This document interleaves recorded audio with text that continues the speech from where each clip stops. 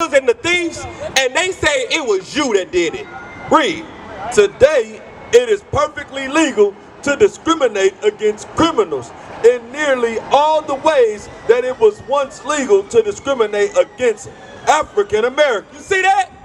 The way that they can discriminate against you now is by your rap sheet. So that's why when you get out of middle school, you already got 2 strikes. And you know who else helped that? One of your favorite presidents, Bill Clinton. Bill played a saxophone, smoke a little weed, Clinton. You understand? The first black president. You understand? That is how he helped their system to where now I can discriminate on you because you are a criminal. Read. Once you're labeled a felon, the old forms of discrimination, employment discrimination, housing discrimination, denial of the right to vote, denial of educational opportunity, denial of food stamps and other public benefits, and exclusion from jury service are suddenly legal. You see that? At first, it was a black thing. That was how they treated black people. But then they had to give black people some type of rights. So now, if you are a criminal, we can reinstate these discriminatory acts. Make you a slave? And now you're a slave all over again. You think that you have left slavery because you don't have a chain on your neck. Now you got a chain in your mind. Now you think it's you that's doing it. You understand? You think it's your fault. Well, it is your fault because you are the criminal. Why? Because the white man lets you be the criminal. He wants you to be the criminal so he can discriminate against you. Because he can't discriminate against you if you're a law-abiding citizen. He can't discriminate against you if you're not a rapist and a murderer. Read. As a criminal, you have scarcely more rights and arguably less respect than a black living in Alabama at the height of Jim Crow. You see that? As a criminal, you are back in Alabama with the discrimination that's coming out of this place. Read. We have not ended the racial caste in America. We have merely redesigned it. Read that again. We have not ended racial caste in America. We have merely redesigned it. One more time for the people in the back. We have not ended racial caste in America. We have merely redesigned it. Racism never ended. They just switched it around.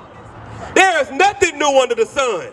It never ended. They just redesigned it. They was like, look, we can't just say we don't want blacks. We don't want niggers and colors and Puerto Ricans in here anymore. We got to say we don't want rapists, robbers, and murderers around us. And if we give them a rap sheet from the 7th grade till he's 18, then you know what?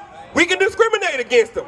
And we don't have to worry about their votes. We don't have to worry about anything that they want to do because they're criminals. Give me Wisdom of Solomon 2:11. Let me show you what the Bible say.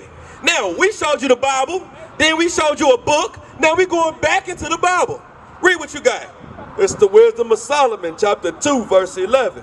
Let our strength be the law of justice. The white man said, let his strength be the law of justice. Why? Read. For that which is feeble, found to be worth nothing. Because you as poor black people mean nothing to him. That means nothing. You in your impoverished state, that is why he stumps on you. Because he is the devil the Bible speaks of. You are trying to get love from your goddamn enemies. From the people that hate you. The people that never wanted you to have or do anything. You trying to find some type of love from them. Keep reading that. Go back. Verse 12. Therefore, let us lie in wait for the righteous. Let us do what? Lie in wait for the righteous. Let us sit back and wait for them. Let's lie and wait for the righteous. Because what? Because he is not for our turn. Because you are righteous and you won't do what they want you to do because you won't be wicked, we're going to sit and wait for you to mess up. I know you ain't going to be perfect all this time. I know you ain't going to do right all this time, so I'm going to just sit in the cut and I'm going to wait for you to do something. I'm going to find me an Uncle Tom. I'm going to find me one of them weak links. That's why we always say you are only as strong as your weakest link. Because if you got any weak links in the chain, they going to find it. They going to look, they going to seek it through, and they going to see that it's you. And you going to destroy the whole nation. And that's how our nation has always been falling, because of Uncle Tom Negroes that want to sell us out. You understand? That's what Martin Luther King was. He was a sellout. You call Reverend Martin Luther King when he followed Gandhi. You understand? He didn't even believe in the Bible. You understand? He plagiarized his doctrines. You understand? This is a fake and a phony from the jump. And you following after him, and you think he the new Jesus. That's why he the only one with a holiday. You understand? You got to understand that this is war. And they not fighting fair. Like Craig mama say. He ain't fighting fair. You understand? Now you know what you need to do? Craig, get up. Get up, black man. Get on your feet. You understand? That's what you need to do. You need to get on your feet and stand up to this white man. You know how you stand up to him? You don't stand up to him by getting a gun. You don't stand up to him by trying to sleep with his women. That ain't how you stand up to the white man. This is how you stand up to him. You put down his cigarettes. You put down his weed. You stop eating pork, crab, shrimp, and lobster. You understand? You stop being a homosexual, man. You stop robbing, killing, and stealing. That's how you stand up to the white man and watch his kingdom crumble overnight. Because he thrives off of your sin.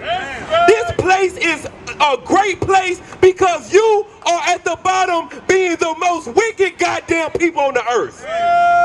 You are the wealth of this place. Your sin is the wealth of this place. Your sin is the reason why you are dying. Give me what you got. Count on one count. It's the book of Lamentations, chapter 4, verse 17.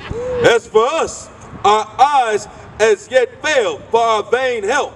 In our watching, we have watched for a nation that could not save us. You see that? We've been looking out for people who were never meant to save us. We've been longing for some help that was never meant to be help. The goddamn food stamps is not meant to actually take care of your family. You gonna kick the man out of your house. Food stamps can't stop robbers. Section 8 can't stop rapists. You done substituted your strength in the house for a goddamn bag of chips? For a goddamn jug of juice? Is that what you did? That's exactly what you did. Because you know why? Because your women are running your houses. The woman, the weaker vessel, is what's running the house. And that's just what the serpent in the garden did. He didn't go to Adam with the lies. He went straight to the weaker vessel. He went to the woman. You don't need him in the house. He's trying to stop you from being great. He's trying to stop you from being God. So you know what you need? You need to get him out of there. And when you get him out of there, I'm gonna make sure you taken care of. Give me Ecclesiasticus 12 and 16. Let me show you what the white man is and how the white man has always been and what he will never change from. The white man is always going to be the wicked on the earth. And until you understand that, you're going to stay in bondage. Ecclesiasticus chapter 12, verse 16. Read. It's the book of Ecclesiasticus, chapter 12, verse 16. An enemy speaketh sweetly with his lips, but in his heart he imagineth how to throw thee into a pit. You hear that? Yo, the white man has always, he ain't going to come up to you and say, hey, I really want to sleep with your wife and take your kids and put them on a basketball court and make money off your family. He ain't going to say that. He's going to say, wow, man, you have a beautiful family. I love what you're doing here with these 5 black Negro kids you have. They're so strong and smart. And you know what? Sharon, you should stay with him forever. No, he's going to say, Sharon, you don't need Tyrone in here. Because Tyrone has toxic masculinity. He has another wife. He's telling you what to do. You don't need that. Read. Count on one count. He will weep with his eyes, but if he find opportunity, he will not be satisfied with blood. You see that? It says that he will do what? If he find opportunity. Salakia. He will weep with his eyes, But if he find opportunity, he will not be satisfied with blood. He will cry with you. He will rub your back and say, oh my God, Tyrone, you lost your job. Man, let me make some phone calls to see if I can help you out. Man, it's going to be all right. Let's go get some drinks. But when he find an opportunity, he going to make that call. He going to say, yeah, I got this guy named Tyrone. Don't give him a job. Right. He's a lazy SOB. He don't know how to do anything. He can't read, he can't write. You know what? Hire my buddy Bobby. You know why? Because he's your goddamn enemy. Right. And how do you expect your enemy to look out for you? Right. How do you expect your enemy to feed you and clothe you to where you can have enough food for the next month? Right. You understand? Read. If adversity come upon thee, thou shalt find him there first. Read that again. If adversity come upon thee, thou shalt find him there first. If you know anything about being black and Hispanic and living in the hood, the nigga that helps you look for your wallet is 90% of the time the nigga that stole your wallet. Well, guess what? The white man is that one that's gonna always be there to help you find your stuff first. Right. What happened, man? You lost your job? You know why you lost your job? Because he turned you in. Right. He called the boss and said, Tyrone sleeps in the restroom on the toilet. Damn. Right. He says he's going to the restroom, but he's in there taking a nap. He is the one that's getting you fired. But he's going to come and say, man, I'm going to have to talk to my people up in high places to see if we can get you your job back. Right. Because the white man is the goddamn devil the Bible speaks of. That's right. Read.